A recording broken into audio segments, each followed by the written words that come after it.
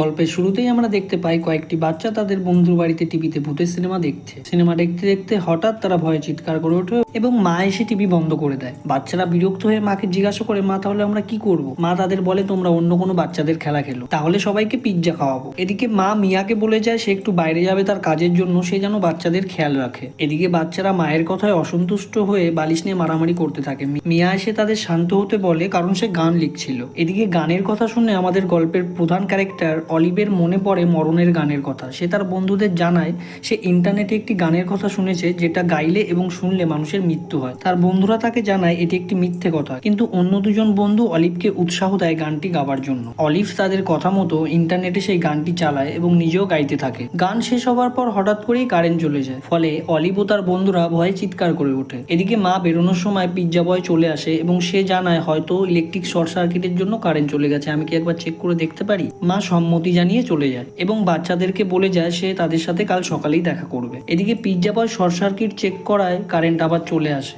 তখন আবছা আধা আলোয় আমরা আমাদের গল্পের ভিলেনকে দেখতে পাই, যে কিনা একজন কুজো মানুষ। এদিকে রাতের বেলা সব বাচ্চারা ঘুমিয়ে থাকা অবস্থায় হঠাৎ অলিভের ঘুম ভেঙে যায়। সে কিছু একটা আওয়াজ পেয়ে সারা বাড়িময় ঘুরতে থাকে আওয়াজের উৎসর সন্ধানে। এমন সময় তার বন্ধু অ্যালিস পিছন থেকে এসে তাকে জানায়, আমি ওপর থেকে কিছু একটা শব্দ পাচ্ছি, মনে হয় ওপরে কেউ আছে, চলো গিয়ে দেখি। তখন অ্যালিস ও অলিভ ও তার আরো একজন বন্ধু ওপরের ঘরে দেখতে যায়, হাতে একটা ছুরি নিয়ে। অ্যালিস স্বভাবতই একটু ভীতু প্রকৃতির ছিল, তাই সে ভয় পেয়ে সেখান থেকে চলে আসে এবং অলিভ ও তার তৃতীয় বন্ধুর সামনে এসে উপস্থিত হয় সেই কুজো লোকটি, যে ভয়ঙ্কর ও কুৎসিত দেখতে। তারা দুজনেই খুব ভয় পেয়ে যায়। এদিকে অ্যালিস নিচে এসে মিয়াকে ডেকে বলে তারা তিনজনে ওপরে গেছিল একটা শব্দ শুনে এবং সে ভয়তে নিচে চলে এসছে। মিয়া ঘুম থেকে উঠে বাচ্চাদের চিৎকার শুনতে পায়। দৌড়ে এসে লাইট জ্বেলে তারা দেখতে পায় তাদের তৃতীয় বন্ধুটি মরে পড়ে আছে এবং বুকে ছুরি ঢোকানো, এবং অলিভের হাতে সেই রক্তাক্ত ছুরি। ভয়ে চিৎকার করে ওঠে তারা দুজনেই। এদিকে অলিভ হাতে ছুরি নিয়ে জানায় সেই কুৎসিত কুজো লোকটি এসেছিল।